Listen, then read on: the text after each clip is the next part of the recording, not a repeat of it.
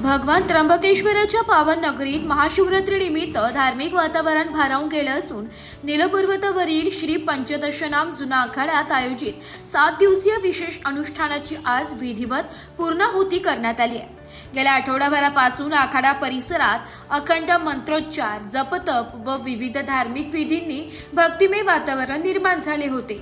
महाशिवरात्रीच्या निमित्ताने महामृत्युंजय जप, लघुरुद्र अभिषेक तसेच विशेष होम हवन यांसारखे शास्त्रोक्त विधी पार पडल्या। वेदमूर्ती त्रिविक्रम शास्त्री जोशी यांच्या मार्गदर्शनाखाली पूर्णाहुती देत अनुष्ठानाची सांगता करण्यात आली आहे। मंत्रोच्चारांच्या निनादाने संपूर्ण परिसर दुमदुमून गेला होता। या प्रसंगी जुना आखाड्याचे आंतरराष्ट्रीय महामंत्री हरिगिरीजी महाराज यांच्या मार्गदर्शनाखाली अनेक वरिष्ठ साधू महंत उपस्थित होते।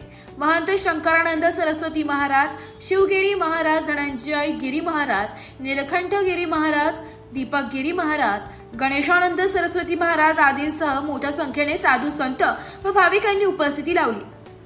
पूर्णाहुतीनंतर भव्य भंडाऱ्याचे आयोजन करण्यात आले होते। उपस्थित साधू संत व भाविकांनी महाप्रसाद ग्रहण करत हर हर महादेवच्या जयघोषात संपूर्ण त्र्यंबकेश्वर नगरी शिवमय झाली।